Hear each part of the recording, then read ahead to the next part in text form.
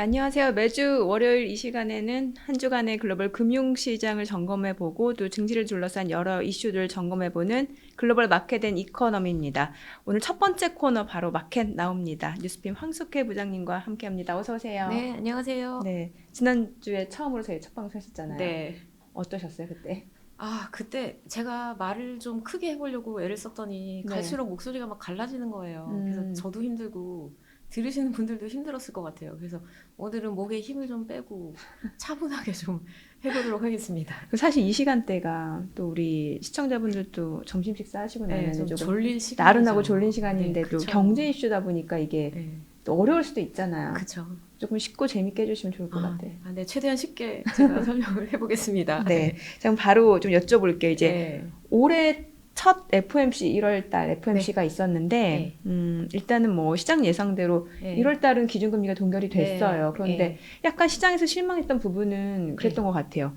뭐 5월달이다, 뭐 하반기다, 금리 인하 시기가 조금씩 늦어지기는 네. 했지만 예정된 시기가 네. 그래도 어쩌면 3월달에도 할 수 있지 않을까라는 기대가 있었던 것 같은데 그 그랬죠. 기대를 무색하게 만들었던 내용이었던 것 같아요. 아마 포인트 좀 짚어주세요. 결과 보신 분들은 혹시 했다가 역시나 이랬을 것 그러니까요. 같아요. 예. 우선 그 성명서를 한번 보시면요. 네. 파란색으로 표시가 된 게 수정이 된 거예요, 이번 달에. 그리고 까만색은 원래 있던 문구예요. 근데 보시면 파란색이 지금 까만색보다 어쩌면 더 많아 보이잖아요. 그렇죠? 네네. 수정된 게. 예. 그래서 저는 이렇게 연준이 성명서를 뜯어 고친 적이 별로 없었거든요.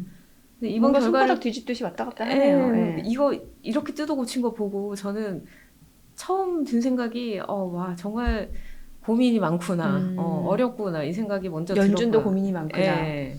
그리고 이제 문구를 한 번씩 보시면 저번 주에 제가 그 얘기했잖아요. 12월 성명서에 필요하면 금리를 추가로 올릴 수 있다 이 얘기가 있었는데 이게 이번에 빠질 거냐 아니면 그대로 유지가 될 거냐. 네. 월가가 이 부분을 지켜보고 있다고 얘기를 했잖아요. 네. 근데 어떻게 됐을까요? 어떻게 됐나요? 네, 빠졌습니다. 삭제가 됐습니다. 필요하면 금리 인상을 할 수도 있다는 부분이 삭제가 됐다. 삭제가 됐는데 별로 좋아할 이유가 없는 게 이게 수정이 된 문구가 오히려 더 매파적이에요. 네. 보시면 인플레이션이 지속적으로 2%를 향한다는 보다 강력한 greater confidence라고 했어요. 예. 더 강력한, 더 커다란 확신이 있으면 금리를 내리겠다. 이렇게 얘기를 해요.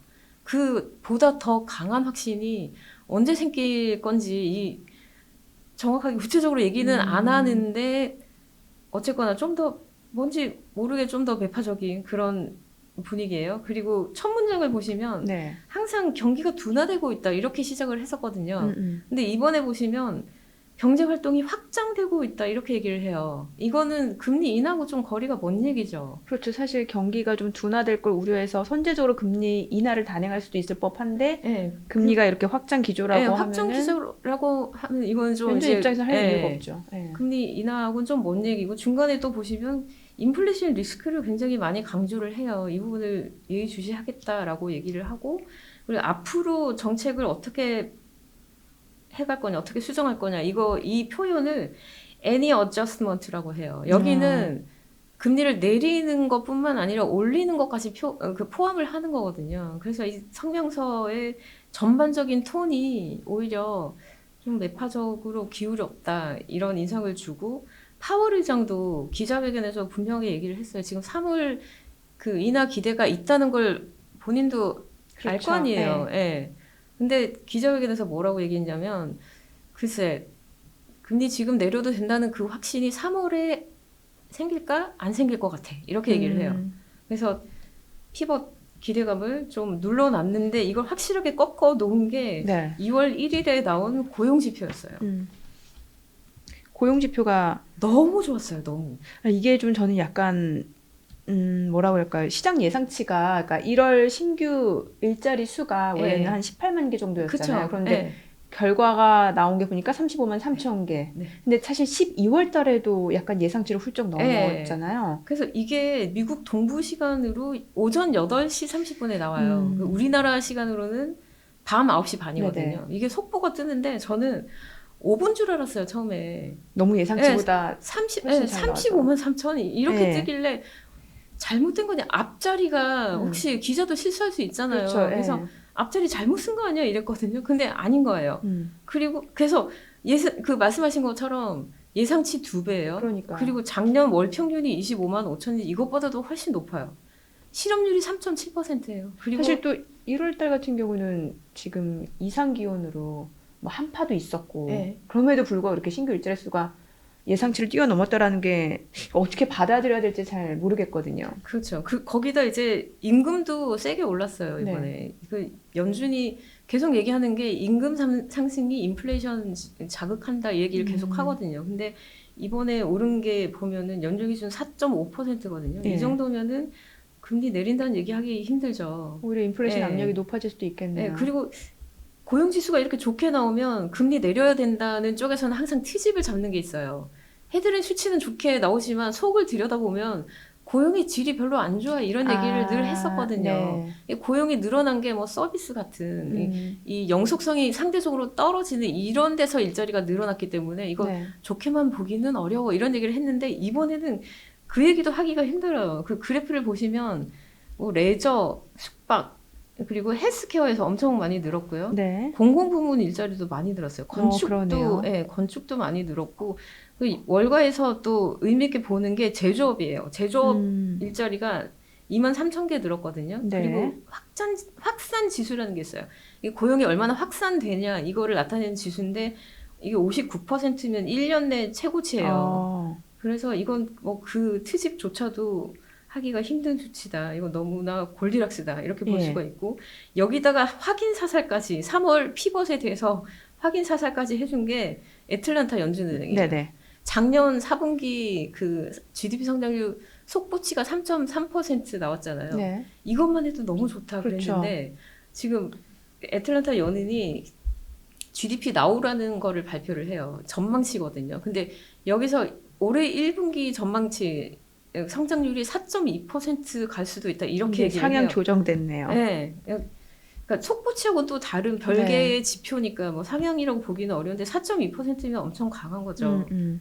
그런데도 3월에 금리 내려야 된다. 이렇게 고집하는 IB들이 있어요. 근데 이쪽에서는 또 그만한 근거를 제시를 하거든요. 이게 뭐냐면 실질금리예요. 이쪽에서 실질금리. 근거로 되는 건 실질금리인데 실질금리가 뭐냐면 명목금리, 지금 기준금리에서 인플레이션 뺀 수치를 실질금리라고 해요. 근데 이게 지금 수치 보면 한 2.6% 정도 되거든요. 네. 근데 연준이 늘 하는 얘기가 뭐냐면 실질금리가 2%만 되면은 충분히 긴축적이다. 이렇게 얘기를 했어요. 네. 그래서 이것만 보면은 금리 인하할 수 있는 요건이 갖춰졌다는 거죠. 실질금리가 네. 지금 2%대니까. 네. 그리고 사실 그냥 기준금리보다 실질금리의 영향이 더 커요. 실물 경기에는. 실질금리가 오르면은 이제 기업들 투자가 좀 줄어들고 소비도 위축되고 이런 현상들이 나타나거든요. 그래서 골드만삭스 같은 이런 IB들은 실질금리를 근거로 3월에 그래도 내려야 된다 이렇게 네. 얘기를 하고 또 한 사람 제임스 블러드 네. 그 세인트 루이스에서 그 연준은행에서 총재를 하시고 지금은 퍼듀 대학 미국의 명문이죠. 여기 네. 경영대학원에서 학장으로 계시는데 이분이 어떤 분이냐면 그 21년에 물가가 막 오르기 시작했을 때 파월 의장이 뭐라고 얘기했는지 기억하시죠? 이거 일시적이야. 괜찮아. 이랬잖아요. 그러다 시기를 좀 놓쳤죠. 네. 네. 근데 그때 이분이 블러드 총재가 전 총재가 일시적이지 않다 그랬어요. 물가가 진짜 세게 오를 수 있어. 지금 금리 빨리 올려야 돼. 이랬거든요. 그리고 이제 연준이 급하게 올리기 시작했잖아요. 뭐 빅스텝도 하고 맞아요. 예. 자이언트 스텝도 하고 그렇게 올리니까 월가에서 뭐라 그랬냐면 이러다 큰일 나겠어. 이렇게 올리다가 뭐 하나 부러질 수 있어. 이랬잖아요. 경기 망가진다고. 그렇죠. 예. 근데 그때 블러드 전 총재가 괜찮아. 기준금리 5%까지 가도 미국 경제 안 망가져. 더 올려도 돼. 이랬거든요. 근데 결과적으로 보면 이분이 한 얘기가 맞았어요. 그러네요. 이렇게까지 올린 상황에서 지금 고금리가 조금 오래된 상황인데도. 네, 그렇죠. 지금 기준금리 상단이 5.5고 근데 아직 뭐 지표 괜찮잖아요. 그러네요. 침체 안 왔잖아요. 네. 그래서 지금 이분이 연준을 떠났는데도 연준에 안 계시는데도 이분이 한마디 하면은 월가는 굉장히 신경을 곤두세우고 들어요. 꽤 그게 영향력이 있네요. 이런 이유 때문인데 네. 이분이 지금은 뭐라고 얘기하냐면 인플레가 2%까지 내려올 때까지 기다렸다가 금리를 내리면은 너무 늦다는 거예요. 너무 예, 늦다. 그때 가서 내리면 너무 늦다. 그리고 그렇게 해서 내리려면은 굉장히 급하게 내려야 된다는 거예요. 근데 통화 정책이라는 게 안정적으로 운용을 해야 되는데 급하게 올렸잖아요. 그리고 나서 내릴 때도 그렇게 급하게 내리면은 건전한 방법이 아니다.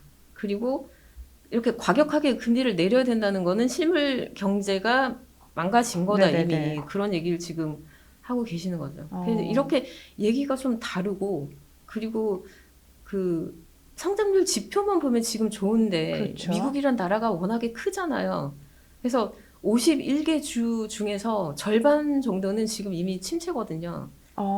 약간 미증시 상황하고 비슷하네요. 네, 그게 텍사스는 지금 아주 네. 호황인데 캘리포니아주는 또 침체란 말이에요. 그리고 대선이 11월이잖아요. 그렇죠. 그 이제 대선 대선 앞두고 경선. 예, 네. 미국 의회가 지금 세금을 낮추려고 하고 있어요.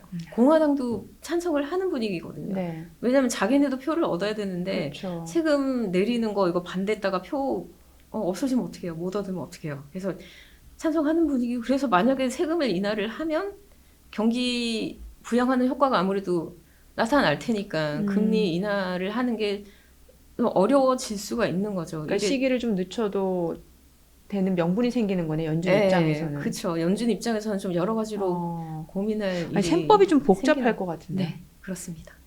그러면 또 앞으로도 저희가 그 제임스 블러드 세인트루이스 연 총재 예전 계속해서 어떤 발언을 하는지 좀 보기는 해야 될 것 같네요. 예, 저는 좀 지켜볼 것 같아요, 개인적으로. 혹시 새로운 내용 나오면 꼭 업데이트 네, 그럼요. 해주세요. 네. 그리고 이번에 그 연준만큼 월가의 관심을 모은 이벤트가 있었잖아요. 아, 네. 그게 네. 뭐냐면 미국 재무부에서 QRA라는 걸 발표를 해요. 분기별로 국채 발행 계획을 네, 발표를 하죠. 네, 맞아요. 네. 근데 이게 그렇게 대중적인 관심이 높지는 않아요. 근데 최근에는 좀 관심이 최근에는, 많아졌어요. 예, 그런데도 연준이 금리를 언제 낼까 이거보다는 상대적으로 좀 관심이 떨어지는데 그 말씀하신 것처럼 진짜 지금 적어도 최근에는 네. 이게 중요하기도 하고 채권 시장에 시장에 영향을 많이 영향도 미치니까. 커요. 이게 네. 왜 그런지 왜 중요한지 한 가지를 말씀을 드리면 작년 10월에 미국 그 10년물 금리 수익률이 네. 5%까지 갔잖아요. 그렇죠. 5%까지 뛰었는데 이게 그냥 단순히 연준이 기준금리를 올려서 이렇게 된 게 아니었어요. 그 원인 제공을 한 게 재무부였어요. 네. 재무부가 뭘 했냐면 8월에 장기 국채 발행 물량을 늘리겠다고 발표를 해요. 그러니까 이게 수요 공급 측면에서 보면 공급량이 늘어나는 그렇죠. 거잖아요. 이게 장기물 발행을 늘리기로 한 게 2년 반 만에 처음이었어요. 그 발표할 당시 8월에 신조물 수익률이 한 4.2에서 3 정도 왔다 갔다 했거든요. 네. 근데 이 발표 나오고 나서 2달 동안 진짜 가파르게 뛰어가지고 5%까지 뛴 거였어요. 그러니까 채권 가격이 훅 떨어진 거죠. 네. 네. 근데 지금은 이게 지나간 얘기니까 그때 그랬지 이러면서 편하게 얘기를 하는데 그 당시에는 진짜 손에 땀을 쥐게 하는 사건이었거든요. 그렇죠. 이게. 이렇게 장기물 국채 수익률이 이렇게 팍팍 움직이는 것 네. 자체가 원래 잘 없는데. 그렇죠. 네. 이게 도대체 어디까지 오를 거야? 그리고 이렇게 뛰어도 되는 거야? 경제가 어떻게 되는 거지? 주가는 그렇죠. 어떻게 되지? 이러면서 엄청 긴장을 했었거든요. 이게 네네. 연준보다 재무부였어요. 그 원인을 제공한 게. 음. 이제 이게 좀 중요하다는 거에 동의가 좀 되시죠? 그렇죠. 네. 지난해부터 그래도 많은 투자분들이 그 미국 재무부에서 내놓는 그 분기별로 내놓는 그 국채 발행 계획에 대해서 관심을 많이들 네. 갖고 계세요. 그죠. 보니까. 그리고 또 한 가지 사건이 그 전에 실리콘밸리 은행 예, 기억하시죠? 예. 3월에 파산했잖아요. 그렇죠. 예, 이 은행이 파산한 것도 원인이 국채였거든요, 결국은. 그렇죠. 이 은행이 그 스타트업, IT 예, 쪽의 예. 스타트업이랑 주로 거래를 하는데 예금을 받으면 그걸 국채에다 투자를 했어요. 그래서 그 당시 이게 왜 네. 미실현 손실이라는 얘기도 많았었잖아요. 그쵸. 그 잔뜩 국채를 사놨는데 연준이 금리를 올리니까 국채 가격이 떨어지잖아요. 그러니까 이게 팔지 않으니까 손실이 확정이 되는 건 아니지만 그쵸. 장부에서는 평가 손실이 계속 쌓이고 있었단 음. 말이에요. 근데 기업들 입장에서는 금리가 올랐어요. 대출 금리가 올랐어요. 그리고 회사채도 발행하려고 보니까 발행 금리가 또 올라요. 그러니까 어떡하죠? 우리 예금해 놓은 거 있잖아요. 이거부터 빼서 쓰자 이렇게 된 거예요. 불안하니까. 예. 예. 그러니까 자금 조달 비용이 뛰니까 그냥 지금 있는 돈부터 이렇게 빼서 쓰자 이렇게 된 거죠. 그래서 예금을 인출하려고 하니까 은행은 이거를 장부 손실이 평가 손실이 난 거를 확정을 하면서 이제 국채를 팔아야 되는 입장이 된 거잖아요. 근데 이게 매끄럽지가 않았던 거죠. 그러니까 기업 입장에서는 좀 이상한데 분위기가 이상해. 이 은행 문제 있는 거 아니야? 뭐 유동성 문제 있는 거 아니야? 이런 얘기가 삽시간에 퍼지면서 그 기업들이 달려들어서 너도 나도 그 예금을 빼려고 뱅크런이 일어난 거죠. 그러다가 파산을 한 거거든요. 근데 재무부 입장에서는 이게 얼마나 당혹스러웠겠어요. 은행이 무슨 코인을 한 것도 아니고 그렇죠. 국채 투자한 건데. 홍콩 ELS를 한 것도 아니고 홍콩 ELS. 세상에서 제일 안전하다는 미국 국채를 샀다가 은행이 망한 거잖아요. 그러니까요. 네, 재무부 입장에서는 국채 발행을 계속 해야 되는데 해외 투자자도 지금 국채를 사줘야 되는데 은행이 국채 샀다가 망했다 이러면은 투자자들이 안 사면 어떡하지 이런 고민을 할 수밖에 없잖아요. 그렇죠. 네, 그래서 그때 정말 적극적으로 유동성 풀고 대처를 했던 게 이런 배경인 거죠. 그래서 이 재무부의 발표가 이때부터 이제 국채 금리가 어떻게 움직이는지, 재무부가 국채 물량을 어떻게 조절하는지 이런 게 굉장히 화두가 된 거예요. 맞아요. 그래서 이번에 이제 연준 그 발표 전에 그 30일이죠. 그때 재무부가 발표를 했어요. 일단 1분기 그 발행 전망은 낮췄어요. 그러니까 7,600억으로 발표를 했고 이게 10월에 나왔던 것보다는 550억 달러 정도 줄어든 거거든요. 그래서 장기금리를 좀 이렇게 억제하려는 의지를 보인 거죠. 그래서 그때 10년물 국채 수익이 한 4% 수준으로 조금 약간 낮아졌잖아요. 네. 그리고 이어서 연준 발표 직전에 또 한 가지를 발표하는데 이건 뭐냐면 만기별로 얼마를 발행할 거냐 이거를 이제 두 번째로 발표를 하는 건데 이번에 또 장기물 발행은 늘린다고 얘기를 했거든요. 세 번째로 확대를 한 건데 그러면서 재무부가 뭐라고 했냐면 장기물 발행 늘리는 거 이번까지만 하면 돼. 이번에 늘리고 나면 당분간은 안 늘려도 괜찮아. 한 1년은 없을 거야. 이렇게 이제 시장을 진정을 시킨 거죠. 그래서 이번에는 그냥 무난하게 잘 넘어갔어요. 예, 별 큰 충격 없이 저번 8, 9, 10월 이 사이 일어났던 그런 충격 없이 이번엔 잘 넘어갔는데 이 재무부에서 국채 발행하는 게 연준하고도 연결이 돼 있어요. 뭐냐면 연준이 기준금리만 결정을 하는 게 아니잖아요. QT라는 걸 하잖아요. 그렇죠. 양적 긴축이라는 걸 하잖아요. 이게 왜 하는 건지 다 아시죠? QE를 몇 년 동안 장기간 하다가 대조표가 양쪽 완화를 하다가 엄청 늘어나고 나니까 이게 지금 줄인다고 하고 있는 거잖아요. 그래서 원래는 경기가 안 좋아지면 금리를 내려서 부양을 하는데 이게 안 먹혔던 게 2008년이었어요. 금융위기가 터지고 은행이 줄줄이 쓰러지고 리먼 사태 터지면서 부동산이 폭락하고 그러면서 실물 경기가 침체에 빠지고 이러면서 이제 금리를 0%까지 내려도 경기가 안 살아나니까 그때 이제 국채랑 모기지증권을 사들였어요. 연준이 직접 사들인 거예요. 장기물을 중심으로. 장기 금리를 억제하겠다는 거죠. 그래서 그 전까지 연준 대조표가 2조 달러가 안 됐거든요. 근데 이게 QE를 하면서 4조 달러까지 늘어났어요. 순식간에. 네, 2배로 뛴 거죠. 그러다가 이제 팬데믹이 되면서 이때 또 한 번 아주 공격적으로 통화 완화를 하잖아요. 양적 완화를 해서 대조표가 늘어난 게 9조 달러까지 뛰었어요. 근데 9조 달러까지 이게 무슨 얘기냐면 그만큼 시장에 풀어놓은 유동성이 많다는 얘기죠. 그렇죠. 사들인 만큼. 이러다 보면 과잉 유동성이 지나치게 풀리면은 시장이 인플레도 오고 시장이 왜곡이 될 수가 있어요. 금융시장이. 뭔가 자산시장 자체에 거품이 낄 수 있고. 그리고 또 한 가지가 나중에 정말 위기가 닥쳐서 연준이 뭔가를 해야 되는데 자산이 이만큼 쌓여 있으면 그때 가서는 쓸 수 있는 카드가 제한이 되는 거죠. 그래서 지금 경기가 괜찮을 때 이거 줄여야 된다 해서 시행을 한 게 QT예요. 이게 2022년 6월부터 시작을 했고요. 그래서 지금까지 얼마나 줄였냐면 9조 달러에서 7조 7천억 달러 정도로 줄여놨어요. 근데 팬데믹 전에 4조 달러였다고 그랬잖아요. 여전히 높은 수준이네요. 여전히 높은데 지금은 이제 이거를 QT를 줄여야 된다, 중단해야 된다 이 얘기를 하거든요. 이거 왜 그러냐면 그러니까 양적 긴축 규모를 줄여야 된다. 줄이거나 줄이다가 이제 완전히 종료를 해야 된다, 끝내야 된다 이 얘기를 하는 게 왜 그러냐면 영래포 창구라는 게 있어요. 네. 이게 그 은행권 지급 준비금하고 같이 유동성 지표예요. 그러니까 금융권에 유동성에 문제가 생기면 급하게 빼서 쓸 수 있는 그 창구인데 이게 2조 달러까지 늘어났다가 지금 7천억 달러 밑으로 떨어졌거든요. 네. 굉장히 가파르게 줄어든 거죠. 이게 QT라는 게 시장에서 유동성을 흡수하는 거잖아요. 근데 이게 은행 지급준비금에서 빠져나간 게 아니라 영래포 창구에서 빠져나간 거예요. 그래서 이게 줄어든 건데 네. 월가에서 이렇게 급하게 줄어도 되나 이 얘기를 하고 있는데 연준에서 한마디를 했어요. 뭐라고요? 그 댈러스 연준 네. 은행 총재 네. 로리 로건이 영래포 잔고가 이렇게 가파르게 너무 빠르게 줄어든다. 이러면 안 된다.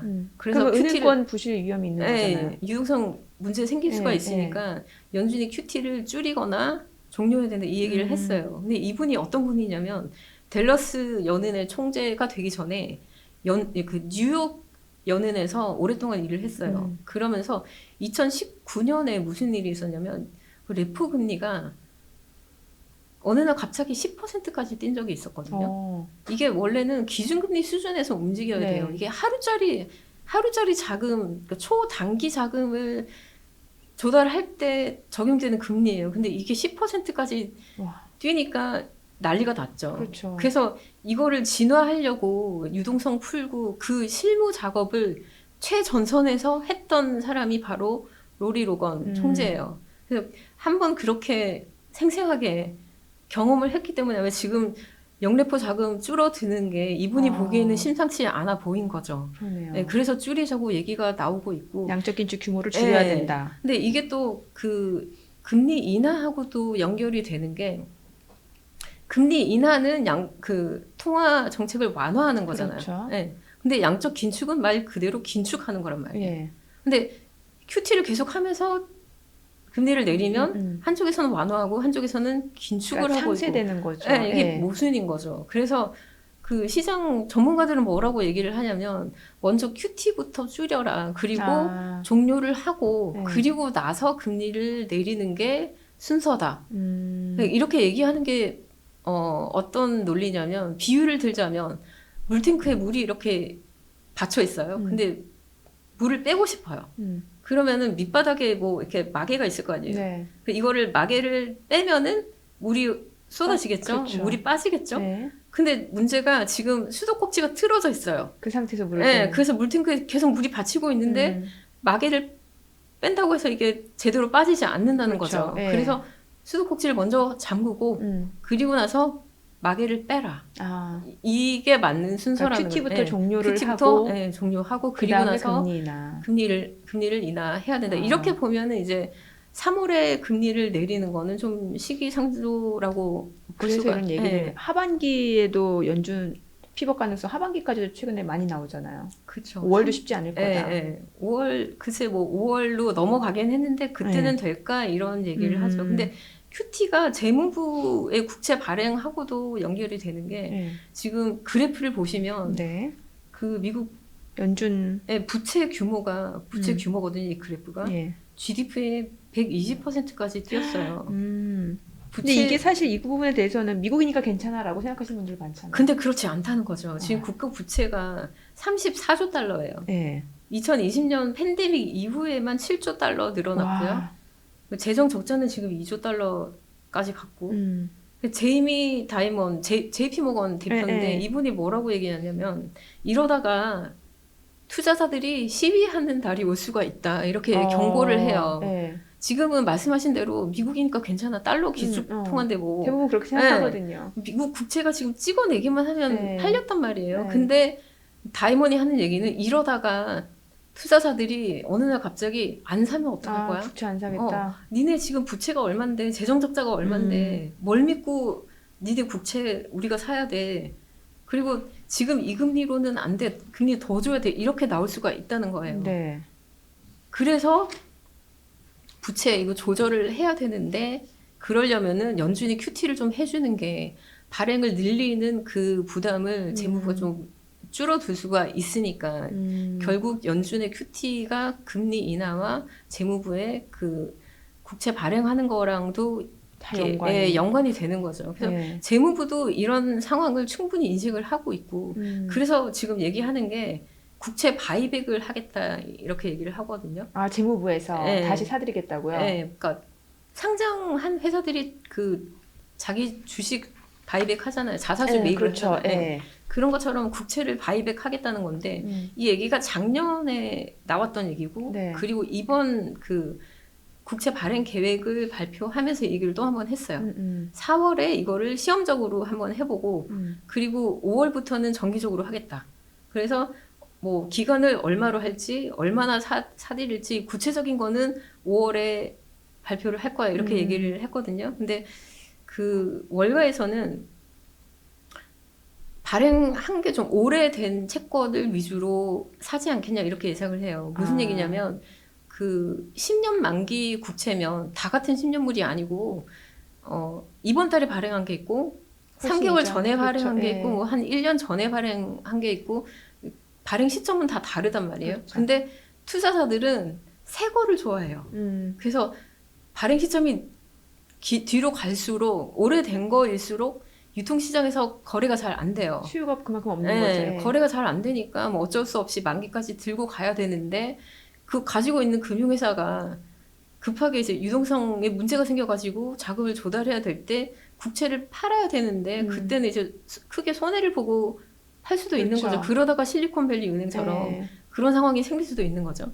그래서 영어로는 이거 최근 거를 뭐 온더런이라고 하고 예전 거를 오프더런이라고 하는데 뭐 이렇게 예전 오래된 거를 위주로 사들여서 그 유동성을 좀 개선하지 않겠냐 이렇게 예상을 하고 있어요. 시장에서 바라는 것도 그런 부분에 일정 네, 그래서 있겠네요. 5월에 이게 발표가 되면 저희가 또 자세하게 한번 짚어드릴 어느 정도 바이백을 하는지 그 규모도 중요하겠네요. 규모나 뭐 그 뭘 얼마나 사들일 건지 그리고 언제까지 할 건지 이런 게 당분간은 아무래도 재무부의 그런 국채 발행 계획이라든지 네. 바이백 어느 네. 정도 하겠다라는 부분 이거를 좀 체크해 보시는 게 또 네, 저희가 중요한 짚어드릴 겁니다. 관전 포인트겠네요. 예.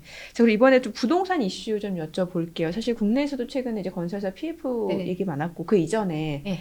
보면 이제 중국 경제가 지금 굉장히 안 좋은 상황인데 특히나 거의 최대 부동산 개발 업체죠. 헝다그룹. 네. 홍콩 법원이 헝다그룹에 대해서 파산 신청 청산하라고 했죠. 명령을 내렸어요. 네. 이게 뭐 중국 본토 법원에서 받아들일지 여부는 아직은 그쵸. 모르겠습니다만 네. 분명히 미치는 영향이 클 수밖에 없을 것 네. 같아요. 일단 사진을 한번 네. 보시면요. 그 오피스 건물인데 텅 비었어요. 공실이에요. 네. 그리고 다음 사진을 보시면 네. 그 오피스 빌딩의 임대 공고예요. 이게 제가 2022년 6월까지 뉴욕에 있었거든요. 네. 근데 뉴욕에서 정말 노른자위 땅이라고 하는 그 지역을 돌아다녀도 이런 임대 공고를 어렵지 않게 볼 수가 있었어요. 네. 이게 코로나 팬데믹 이후에 조금 더 심화된 건가요? 네, 그렇죠. 아무래도 재택근무도 늘고 네. 그래갖고 위워크도 그때 파산 신청하고 그랬었잖아요. 그렇죠. 네. 네. 그 위워크는 사실 팬데믹이 직접적인 원인이 됐지만 그 최고 경영자 CEO의 좀 윤리적인 이런 부분도 좀 있었다고 네네. 해요. 좀 그런 문제인데 이번 2월 1일에 2월 첫날부터 무슨 일이 있었냐면 뉴욕 커뮤니티 뱅코프라는 그 지역은행이 있어요. 뉴욕 주에서 영업하는 지역은행인데 이 은행의 주가가 2월 1일이랑 2일이랑 이틀 사이에 반토막이 났고요. 네. 어떤 이유 때문에 그런 거예요? 손실이 났어요. 적자가 나고 배당을 줄이기로 하고 은행이 대규모 그 채권을 상각하고 이러면서 이제 주가가 반토막이 났고 일본에서는 아오조라 은행이라고 있는데 자산 규모 16이거든요. 네. 이 회사도 주가가 하한가 맞고 최고 경영자가 사퇴하기로 했어요. 그리고 스위스에서는 율리어스 베어에서 똑같은 일이 생겼고 독일의 도이체방크 네. 너무 유명한 그렇죠. 은행이잖아요. 대손 충당금을 4배 늘린다고 얘기를 했어요. 대손 충당금을 늘린다는 얘기는 이익이 줄어든다는 얘기죠. 이게 지금 미국, 일본, 유럽 이렇게 세계 대륙에서 동시다발적으로 이런 일이 생긴 게 지금 먼저 보신 이 사진 이것 때문이거든요. 미국의 공시에. 상업 부동산 시장이 지금 침체예요. 네. 그 밑에 다음 그래프를 보시면 무디스에서 이거 집계를 한 건데 미국 오피스 빌딩의 공실률이 작년 말이에요. 19.6%까지 뛰었고 아마 올 들어서 더 오르고 있을 거라고 전망이 돼요. 근데 이게 79년 이후니까 굉장히 장기 그래프거든요. 예. 근데 이 수준까지 오른 게 몇 번 없었잖아요. 보시면. 네. 그리고 20%까지 가면은 침체라고 하는데 지금 턱 밑이에요. 바로. 아, 부동산 시장 네. 침체. 턱 밑까지 왔고 이게 말씀하신 것처럼 팬데믹 때 기업들이 다 재택근무했잖아요. 그렇죠. 예. 그리고 그 경제활동 재개를 했는데 사람들이 출근하기 싫어해요. 실제로 또 재택근무를 해보니까 되고. 예, 되기도 하고 그래서 어떤 기업들은 그래 뭐 세상이 바뀌었는데 그냥 집에서 일해 이런 회사도 있어요. 그러니까 오피스 건물은 수요가 줄어들겠죠. 그러면은 가격이 떨어질 수밖에 없죠. 그렇죠. 거기다 금리 인상을 했잖아요. 금리 인상은 또 부동산의 악재거든요. 그럼 건물주 입장에서는 이게 자기 돈 100% 가지고 건물 사지 않잖아요. 그렇죠. 이게 예. 세가 나가야 예, 대출 거기서, 받아서 예. 건물 사는 건데 건물값은 떨어지고 임대도 안 나가니까 월세 안 들어오죠. 금리가 뛰었으니까 이자 비용은 점점점 늘어나죠. 이러니까 건물주들이 디폴트하는 사태가 굉장히 늘어나고 있고요. 다른 데이터를 한번 보시면 작년에 오피스 빌딩 가격이 25% 폭락한 걸로 나왔어요. 그리고 LA에 에이온 센터라는 건물이 있어요. 이게 네네. LA에서 세 번째로 높은 건물인데 이 건물이 최근에 팔렸어요. 1억 4,780만 달러에 팔렸는데 네. 2014년에 매입할 당시 10년 전이죠. 네. 10년 전에 매입할 그때 가격보다 45% 떨어졌어요. 10년 전 매입 가격보다. 네, 그러니까 미국 부동산에 10년 동안 투자했는데 어. 반토막이 될 거라고는 생각을 못 했겠죠. 부동산 시장, 특히 상업용 부동산 시장이 지금 네. 많이 가격이 떨어지고 있네요. 네, 근데 문제는 지금 채권 만기가 줄줄이 지금 예정이 돼 있거든요. 2024년부터 27년까지 3년 사이에 만기 도래하는 채권 물량이 2조 2천억 달러로 집계가 됐어요. 네. 근데 이게 이 채권들이 대부분 장기물이거든요. 5년이나 10년 전에 발행한 거예요. 그럼 5년이나 10년 전에는 저금리였잖아요. 그렇죠. 근데 채권 만기가 돌아오면은 이거 100% 원리금을 상환을 하거나 아니면은 채권을 차환 발행을 하거나 만기를 연장하거나 해야 되는데 대부분 차환 발행이나 연장을 하죠. 그 만기 시점에 다 갚는 경우는 거의 없죠. 예, 예, 거의 예. 없잖아요. 근데 지금 금리가 높잖아요. 그 5년, 10년 전에 저금리에 발행했던 채권을 한 두세 배 뛴 금리에 차환 발행을 해야 되니까 지금 벌써 협상이 난조다, 난항이다 이런 얘기가 벌써 나오는 거죠. 그러네요. 그래서 지금 신용평가사 피치가 내놓은 그 전망치 보면은 작년 11월 말에 상업용 부동산 대출 연체율이 2.25%로 나왔어요. 네. 근데 올해 전망치가 4.5%, 두 배 뛴다는 얘기예요. 그리고 내년에 4.9% 오를 걸로 예상이 돼요. 그리고 최근에 스타우드 캐피탈이라는 운용사의 베리 스턴리히트라는 대표가 있는데 네. 이분이 오피스 빌딩에서만 손실이 1조 달러까지 1조 달러. 네. 이분이 뭐라고 얘기하냐면 지금 이번에 주가 폭락한 그 뉴욕 커뮤니티 뱅코프 있잖아요. 네네. 이런 게 바퀴벌레 같은 거다 이렇게 얘기해요.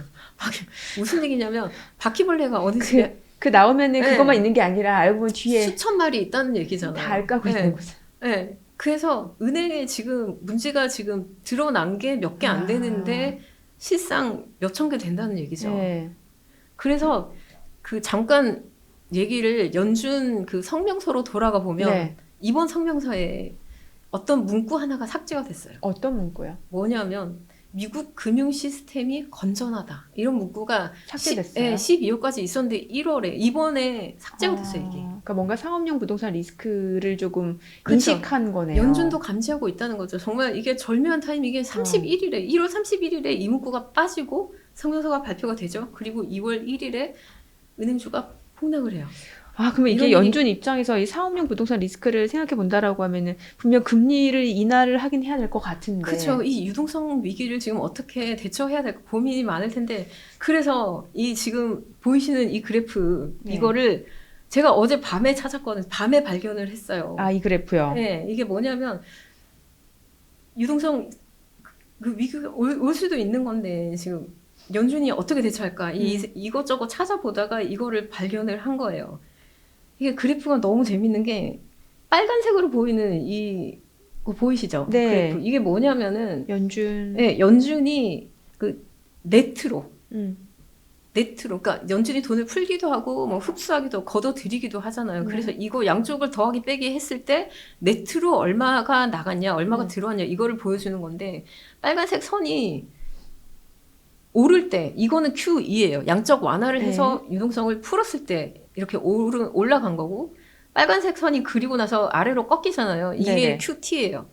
양적 긴축을 하면서 이렇게 그래프가 아래로 떨어졌는데 이게 지금도 연준이 QT를 하고 있단 말이에요. 월 950억 달러 규모로 하고 있어요. 계속. 예. 그랬는데 이게 빨간색 그래프가 다시 상승세로 돌아선 거 보이시죠? 보여요. 우측에. 네. 예. 이게 이거는 언제 다시 양적 완화 쪽으로 간다는. 그게 아니고요. 이게 언제 이렇게 돌아서서 오르기 시작했냐면 작년 3월에 네. 실리콘밸리 은행이 파산했을 때 아. 그때부터 이게 빨간색 그래프가 다시 오르기 시작했어요. 음. 그러니까 실상 연준이 QT도 계속하고 있고 금리도 지금 올린 다음에 지금 23년 내 최고치에서 유지를 하고 네. 있지만 실제로는 돈을 풀었다는 얘기예요. 음. 왜 그러냐 이유를 찾아봤더니 실리콘밸리 은행이 파산했을 때 연준이 그 대출 프로그램을 하나 새로 만들었어요. 아, 기억나요. 네. 예. 은행 기간 대출 프로그램이라는 건데 이거를 만들어서 그 최대 1년까지 금리를 저리로 해서 대출해줄게, 자금 공급해줄게 이렇게 그렇죠. 예, 시행했던 건데 이 프로그램을 통해서 빠져나간 돈이 그만큼 많다는 거예요. 이 빨간색 그래프를 이게 올라갈 끌어올릴 정도로. 만큼 그 유동성이 많았다는 얘기죠. 그 긴급 자금을 투입했다는 얘기네요. 네, 지금도 하고 있어요. 네. 근데 더 재밌는 거는 빨간색 그래프 뒤에 약간 연한 그래프 하나 더 있는 거 보이시죠? 노란색으로 이게 보이는 거. 나스닥이에요? 이게 나스닥이거든요. 예. 근데 정말 놀라울 정도로 두 개 그래프가 같이 움직이죠. 동조 현상이네. 네. 커플링인데. 뭐가 선행이에요? 글쎄요. 아무래도 유동성이 먼저가 아닐까요? 먼저. 예, 아, 그리고 굳이 이제 보통은 따지자면. 예. 그러니까 돈을 풀 때 나스닥이 올랐고 조일 때 떨어졌어요. 떨어졌고. 그리고 이제 빨간색 선이 다시 오르기 시작하니까 나스닥이 다시 뛰었단 올라가. 말이에요. 예. 그래서 주가를 보실 때 이게 네. AI 시장이 장기적으로 성장할 거니까 그리고 엔비디아 같은 기업이 실제로 돈을 벌고 있으니까 주가가 가는 거지. 틀린 얘기는 아니거든요. 근데 또 보면은 간밤에 보면은 메타하고 아마존 특히 네, 메타가 실적, 시장을 물론 이끌었잖아요. 그렇죠. 실적도 있고 네. 그런 근거들이 틀린 얘기는 아닌데 그 이면에는 유동성이라는 아, 거대한 엔진이 돌아가고 그러네요. 있고 이 엔진을 움직이는 게 연준이라는 거죠. 이거를 정확하게 알려면은 금리 인상을 하냐 뭐 언제 내리냐 이것만 보시면 안 되고 QT와 전체적인 그 유동성 운용을 어떻게 하는지 이거를 봐야 된다는 거죠. 근데 문제가 뭐냐면 3월 달에 무슨 일이 생기냐면 네. 그 은행 대출 프로그램 그 만기예요? 있잖아요. 예, 그게 원래 1년 동안 한다 이렇게 시작을 한 거였어요. 네. 근데 월가에서는 연장하겠지 그랬는데 연준이 아니 안 할 거야. 연장 안 할 거야. 우리 예정대로 1년 되면은 종료할 거야. 그랬어요. 그래서 이게 그럼 지역 은행들 어떻게 되는 거예요? 네, 3월에 이게 만료가 돼요. 네. 종료가 돼요. 그러면은 그때 가서 이 빨간색 그래프가 어떻게 될까? 그리고 노란색 나스닥 지수는 또 어떻게 될까? 가뜩이나 지금 뭐 고점에 대한 부담도 분명 있긴 네, 하잖아요. 그쵸. 나스닥이. 그래서 제가 어젯밤에 네. 이 그래프를 발견하고 잠이 안 오는 거예요. 아, 좀 걱정이 돼서. 네, 아니면- 제가 뭐 나스닥 종목을 많이 들고 있는 것도 아닌데 이게 시장이 어떻게 움직일지 이런저런 생각을 하면서 잠이 안 오는 거예요. 그래서 연준의 셈법도 복잡하겠지만 부장님도 여러모로 고민도 많고 네, 그러신가 봐요. 그래서 오늘 말씀드린 연준의 기준금리 네. 그리고 QT, 재무부 국채 발행 그리고 은행권 그 부동산 부실이랑 뭐 주가 네. 급락한 거 그리고 나스닥까지 이게 모두 다 유기적으로 이렇게 연관이 되는 내용인 거죠. 네. 네, 그래서 이런 부분을 사실 그 뉴스핌의 감이라는 컨텐츠가 있어요. 감히? 감. 감. 네, GAM이라고 글로벌 에셋 매니지먼트인데 네. 여기서 그 이런 내용들을 되게 자세하게 그 감이라는 콘텐츠는 네, 제가 맡고 있는 지금 깨알로 공부하시는 건. 아, 그래요? 그럼 그거는 업로드는 실시간으로 돼요? 아니면은 한 일주일에 네. 한 번 정도 돼요? 매일 기사를 예, 아, 생산을 하고 있고요. 정말 유튜브에서 그냥 감 치면 돼요? 네, 감이라고 저희 그 뉴스핌 홈페이지에 들어가도 홈페이지. 감을 연결해서 동영상 네, 목록 보실 수 중에. 있고요. 네. 그래서 다른 뭐 매체에서 자세히 다루지 않는 내용까지 저희가 세세하게 이렇게 짚어드리고 있으니까 네. 더 공부를 하시고 싶으신 분은 그 감이라는 콘텐츠를 감. 이용해서 보시면은 많이 도움이 될 거라고. 황숙회 부장님이 직접. 네, 올리는 제 기사도 있고요. 다른 기자분들이 아. 쓰는 기사도 있습니다. 네. 자, 오늘은 또 연준에서 체크해봐야 될 그런 포인트, 또 재무부의 국제 발행 계획이라든지 이런 부분까지 좀 알아봤습니다. 오늘 내용 잘 들었습니다. 고생하셨습니다. 네, 감사합니다. 네.